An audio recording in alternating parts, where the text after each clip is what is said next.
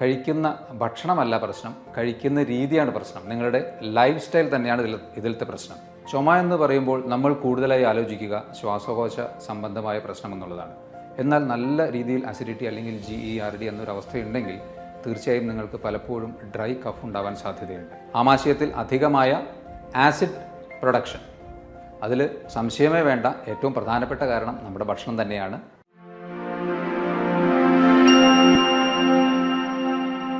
Hello friends, ഞാൻ doctor Abhiram. പൊതുവെ ക്ലിനിക്കിൽ പല അസുഖങ്ങളുമായി വരുന്ന രോഗികൾ ചിലപ്പോൾ ഒരു തലവേദനയാവാം, അല്ലെങ്കിൽ ഒരു സ്കിൻ കംപ്ലയിൻ്റ് ആവാം, അല്ലെങ്കിൽ ഒരു ജോയിൻറ്റ് പെയിൻ ആവാം. ഇത്തരത്തിലുള്ള അസുഖങ്ങൾ പറയുന്നതിൻ്റെ കൂടെ നമ്മൾ പലപ്പോഴും ഹോമിയോപ്പതിക് പേഴ്സ്പെക്റ്റീവിൽ നമ്മൾ ചോദിക്കാറുണ്ട്, നിങ്ങൾക്കിത് കൂടാതെ വേറെ എന്തെങ്കിലും അസുഖങ്ങളുണ്ടോ എന്നുള്ളത്. ഒട്ടുമിക്ക ആൾക്കാരും, ഒരു 90% ആൾക്കാരും പറയുന്ന ഒരു കാര്യമാണ്, ഡോക്ടർ എനിക്ക് ഗ്യാസിൻ്റെ ബുദ്ധിമുട്ടുണ്ട്. അത്ര കോമൺ ആണ് ഈ ഒരു അസിഡിറ്റി അല്ലെങ്കിൽ ഗ്യാസ് റിലേറ്റഡ് ആയിട്ടുള്ള പ്രശ്നങ്ങൾ.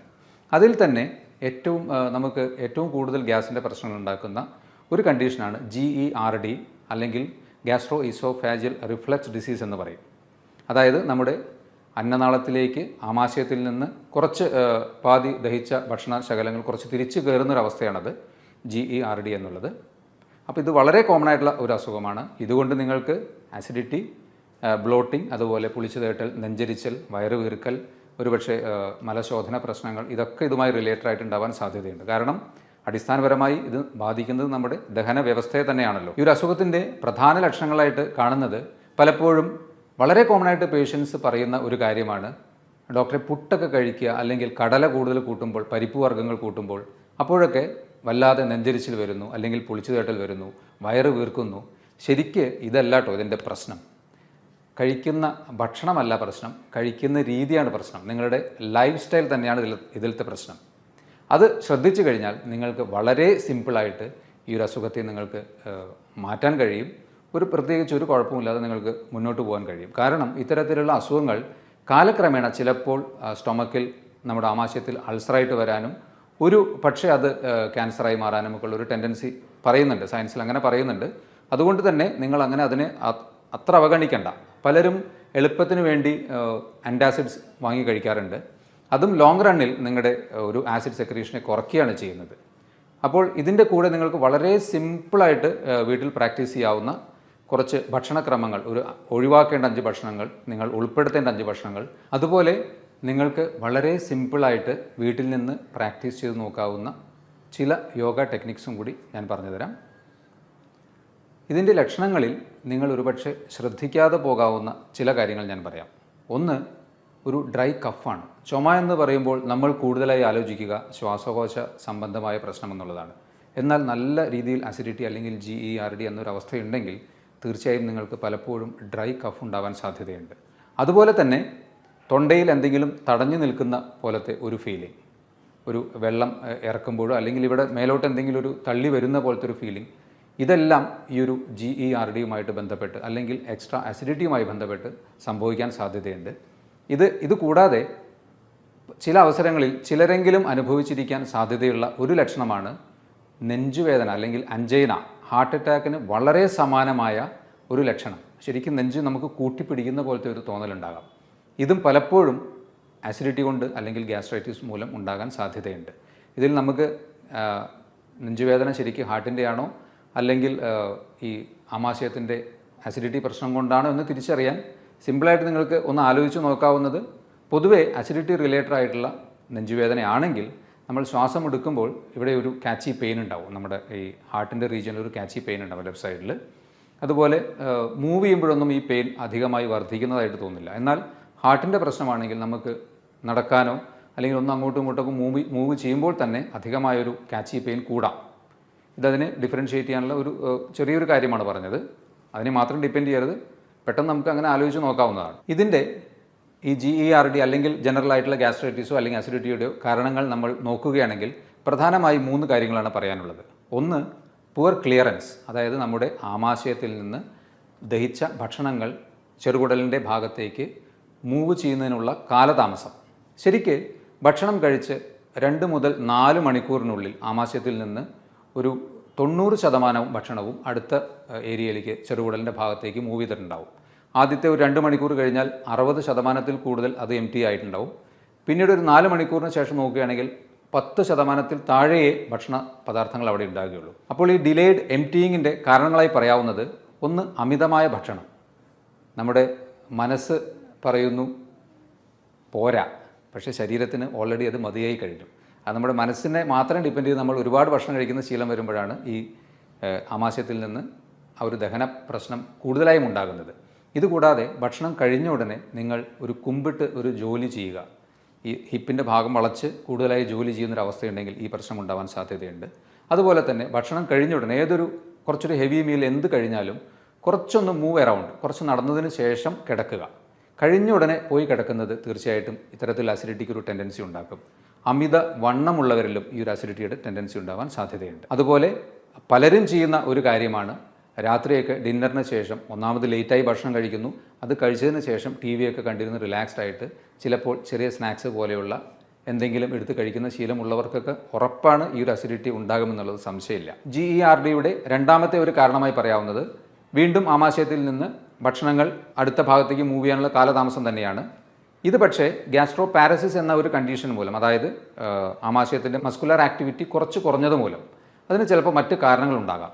ഒരു ഡയബറ്റീസ് പോലെയുള്ള അസുഖമുണ്ടെങ്കിലോ, പ്രഗ്നൻസിയിൽ നമ്മൾ ആ ഒരു ലാസ്റ്റ് ട്രൈമസ്റ്ററിലേക്കൊക്കെ എത്തുമ്പോൾ വയറിലധികമായ പ്രഷർ മേലോട്ട് തള്ളുന്നത് മൂലം അത്തരത്തിലൊരു പ്രശ്നമുണ്ടാവാൻ സാധ്യതയുണ്ട്. ചില ഡീജനറേറ്റീവ് ഡിസീസസ്, പ്രത്യേകിച്ച് പാർക്കിൻസൺസ് പോലെയുള്ള അസുഖങ്ങളിലൊക്കെ മസ്കുലർ ടോൺ ഇത്തിരി കുറയുന്നത് കൊണ്ടും ഇതുണ്ടാകാം. ഹൈപ്പോതൈറോയിഡിസം, തൈറോയിഡ് ഫംഗ്ഷൻ്റെ ഒരു ഡിലേഡ് ആയിട്ടുള്ള അല്ലെങ്കിൽ കുറഞ്ഞ ആക്ടിവിറ്റി കാരണം, ശരിക്കും പറഞ്ഞാൽ നമ്മുടെ ബവൽസിനെ അല്ലെങ്കിൽ കുടലിനെയൊക്കെ നിയന്ത്രിക്കുന്ന ഒരു പ്രധാന ഹോർമോണാണ് തൈറോയ്ഡ് ഹോർമോൺ. അതിൻ്റെ ഡെഫിഷ്യൻസി ഒരു കാരണമാവാം.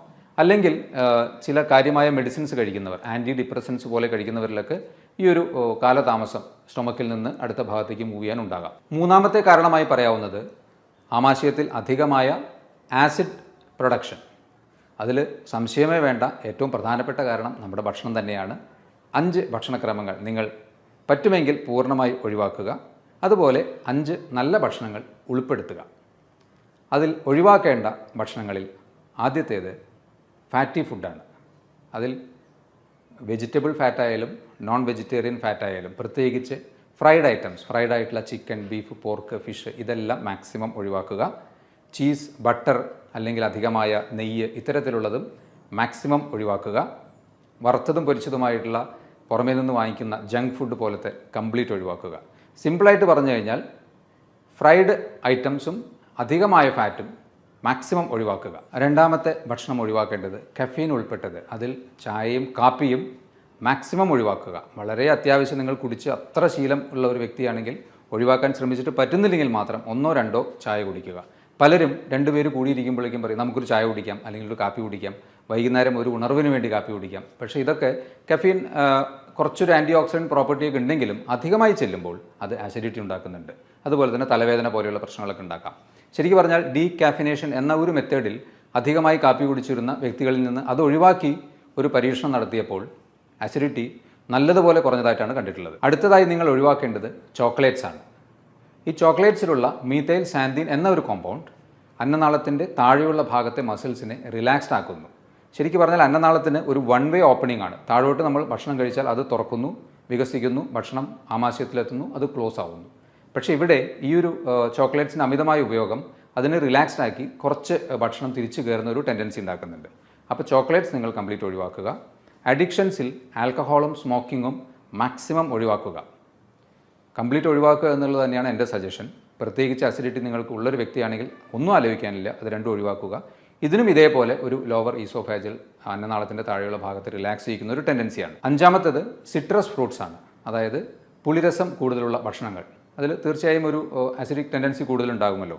നാരങ്ങ, ഓറഞ്ചൊക്കെ പൊതുവേ നല്ലതാണെങ്കിലും അധികമായി കഴിക്കുന്നത് അസിഡിറ്റി ഉണ്ടാക്കാനുള്ള സാധ്യതയുണ്ട്. അതുകൊണ്ട് തന്നെ അസിഡിറ്റി കൂടുതലുള്ളവർ അത്തരത്തിൽ കൂടുതൽ പുളിരസമുള്ള ഭക്ഷണങ്ങൾ മാക്സിമം ഒഴിവാക്കുക. ഈ 5 കാര്യങ്ങൾ നിങ്ങൾ നിർബന്ധമായിട്ടും നല്ലൊരു അസിഡിറ്റിയും അത് മാറണമെന്ന് ആഗ്രഹിക്കുന്ന ഒരു വ്യക്തിയുമാണെങ്കിൽ ഒഴിവാക്കണമെന്നാണ് എൻ്റെ സജഷൻ. ഇനി 5 ഭക്ഷണങ്ങൾ നിങ്ങൾ ഉൾപ്പെടുത്തേണ്ടതിൽ ഒന്നാമത്തേത് ജിഞ്ചർ അഥവാ ഇഞ്ചിയാണ്. ഇഞ്ചിക്ക് മോർ ഓഫ് ഒരു ആൽക്കലൈൻ പ്രോപ്പർട്ടിയാണ്. അപ്പോൾ നിങ്ങൾക്ക് ഇഞ്ചി നല്ല അസിഡിറ്റിയുള്ള സമയത്ത് ചെറിയ കഷ്ണം കടിച്ച് ചവച്ചിറക്കുന്നതുകൊണ്ട് കുഴപ്പമില്ല. ജിഞ്ചർ ഉൾപ്പെട്ട ചെറിയ ലൈറ്റായിട്ടുള്ള ചായ കുടിക്കുന്നതുകൊണ്ട് കുഴപ്പമില്ല. അല്ലെങ്കിൽ 1-2 സ്പൂൺ ഇഞ്ചി നീരെടുത്ത് അതിൽ കുറച്ച് തേനൊക്കെ ചേർത്ത് കഴിക്കുന്നതും തീർച്ചയായിട്ടും അസിഡിറ്റി കുറയ്ക്കാൻ നന്നായിരിക്കും. 2, ഓട്ട്മീൽ. ഓട്സ് അടങ്ങിയ ഭക്ഷണങ്ങൾ അത്യാവശ്യം നിങ്ങളുടെ നൈറ്റിലോ അല്ലെങ്കിൽ ബ്രേക്ക്ഫാസ്റ്റിലൊക്കെ അധികമായി പഞ്ചസാരയും ചേർക്കാത്ത രീതിയിൽ, അധികമായി ഉപ്പോ പഞ്ചസാരയും ചേർക്കാതെ കുറച്ച് ഉപയോഗിക്കുന്നത് ഒരു അസിഡിറ്റി നിയന്ത്രിക്കുന്നതിന് നല്ലതായിരിക്കും. 3-മതായിട്ട് യോഗേർട്ട് അല്ലെങ്കിൽ പ്രോബയോട്ടിക്സ് ആണ്. ഇതിലുള്ള നല്ല ബാക്ടീരിയകൾ നമ്മുടെ ശരീരത്തിലെ ഡൈജഷനെ എൻഹാൻസ് ചെയ്യിക്കും തീർച്ചയായിട്ടും.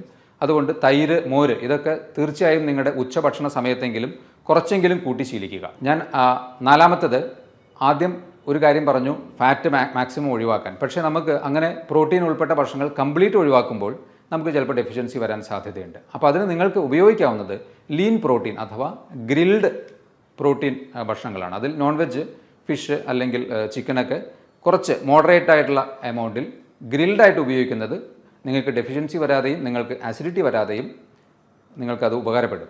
ഓക്കെ. 5-മത്തേത് ഫ്രൂട്ട്സ് ആൻഡ് വെജിറ്റബിൾസ് ആണ്.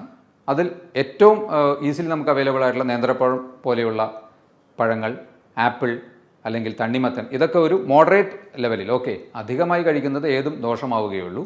ഇതൊക്കെ ഒരു മോഡറേറ്റ് ലെവലിൽ കഴിക്കുന്നത് തീർച്ചയായിട്ടും നന്നായിരിക്കും. അതുപോലെ തന്നെ റോ വെജിറ്റബിൾ സാലഡ് പോലെ ഉണ്ടാക്കി കഴിക്കുന്നതോ അല്ലെങ്കിൽ കുക്ക്ഡായിട്ട് കഴിച്ചാലും വെജിറ്റബിൾസും ഫ്രൂട്ട്സും കുറച്ച് കൂടുതൽ ഉൾപ്പെടുത്തുക. കാരണം അതിൽ ഫൈബർ കൂടുതലുള്ളത് കൊണ്ട് ഡൈജഷനെ കുറച്ചും കൂടി അത് എൻഹാൻസ് ചെയ്യും. പെട്ടെന്ന് നമ്മുടെ ഡൈജഷൻ നടക്കും, മാക്സിമം അബ്സോർപ്ഷൻ നടക്കും. ഇത്രയും പറഞ്ഞതിൽ നിന്ന് നിങ്ങൾക്ക് ഈ ഒരു അസുഖം എങ്ങനെ ഉണ്ടാകുന്നു, എന്തൊക്കെയാണ് നിങ്ങൾക്ക് ഇതിൻ്റെ പ്രധാന ലക്ഷണങ്ങളായി ചിലപ്പോൾ വിട്ടുപോകാവുന്ന ലക്ഷണങ്ങൾ, അതെല്ലാം ഞാൻ പറഞ്ഞു. അതുപോലെ തന്നെ ഉൾപ്പെടുത്തേണ്ട 5 ഭക്ഷണങ്ങളും ഒഴിവാക്കേണ്ട 5 ഭക്ഷണങ്ങളും പറഞ്ഞു. ഇനി ഇതിന് വളരെ സിമ്പിളായിട്ട് നിങ്ങൾക്ക് വീട്ടിൽ തന്നെ പ്രാക്ടീസ് ചെയ്യാവുന്ന 2-3 യോഗ ടെക്നിക്സ് കൂടി ഞാൻ പറയാം. പവനമുക്താസനം. വലത്തെ കാൽ മുട്ടുമടക്കി സാവധാനം ശ്വാസമെടുത്ത് നെഞ്ചിനോട് ചേർത്ത് വെച്ച് 3-4 ശ്വാസമെടുത്തതിന് ശേഷം സാവധാനം ശ്വാസം പുറത്തേക്ക് വിട്ടുകൊണ്ട് പൂർവ്വസ്ഥിതിയിലാക്കുക.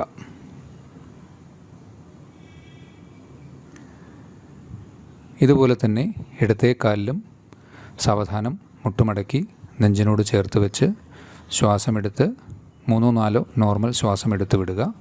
അതിനുശേഷം പൂർവ്വസ്ഥിതിയിലേക്ക് വയ്ക്കുക. ഇത് കഴിഞ്ഞാൽ 2 കാൽമുട്ടും മടക്കി നെഞ്ചിനോട് ചേർത്ത് ശ്വാസമെടുത്ത് ആ പൊസിഷനിൽ 3-4 സാധാരണ നോർമൽ ബ്രീത്തിങ് എടുത്ത് പൂർവ്വസ്ഥിതിയിലേക്ക് വയ്ക്കുക. ഒരു കാര്യം ശ്രദ്ധിക്കേണ്ടത്, നിങ്ങൾ മറ്റ് അസുഖങ്ങൾ ഉള്ള ഒരു വ്യക്തിയാണെങ്കിൽ ഈ ഒരു പ്രൊസീജിയർ ചെയ്യാതിരിക്കുകയാണ് നല്ലത്. അല്ലെങ്കിൽ നിങ്ങളുടെ ഡോക്ടറുടെ നിർദ്ദേശത്തോടു കൂടി മാത്രം ചെയ്യുക. മറ്റൊരു പ്രധാനപ്പെട്ട കാര്യം, ഒരു യോഗ മുറകളും വയറ് നിറഞ്ഞിരിക്കുമ്പോഴോ അല്ലെങ്കിൽ ഭക്ഷണം കഴിച്ചതിന് ശേഷമോ ഒരിക്കലും ചെയ്യരുത്. കഴിവതും രാവിലെ നേരത്തെ തന്നെ ചെയ്യുകയാണ് ഏറ്റവും ഉത്തമം. ഇനി നിങ്ങൾക്ക് കാൽ മുട്ടുവേദനയുള്ള ഒരു വ്യക്തിയാണെങ്കിൽ ഇതുപോലെ മുട്ടിന് പുറകിൽ കൈ പിടിച്ച് ഇതേപോലെ സാവധാനത്തിൽ ഈ ഒരു യോഗ പ്രൊസീജിയർ ചെയ്യാവുന്നതാണ്. അടുത്തത് യോഗമുദ്ര. സുഖാസനത്തിലോ പദ്മാസനത്തിലോ ഇരുന്ന് ശ്വാസം നിവർന്നിരുന്നുള്ളിലേക്ക് വലിച്ച് സാവധാനം ഇതുപോലെ വലത്തെ കാൽമുട്ടിൽ തല ചേർത്ത് വയ്ക്കുക. പിന്നിലേക്ക് ശ്വാസം എടുത്തതിന് നിവർന്നതിന് ശേഷം ഇതേ പ്രൊസീജിയർ ഇടത്തെ കാലിലും ആവർത്തിക്കുക. അതിനുശേഷം ശ്വാസം ഉള്ളിലേക്കെടുത്ത് ശ്വാസം പുറത്തേക്ക് വിട്ടുകൊണ്ട് 3-മതായി നടുവിലേക്ക് ഇതേ പ്രൊസീജിയർ ആവർത്തിക്കുക. കൈകൾ പുറകിൽ ഇതുപോലെ ചേർത്ത് വയ്ക്കേണ്ടതാണ്.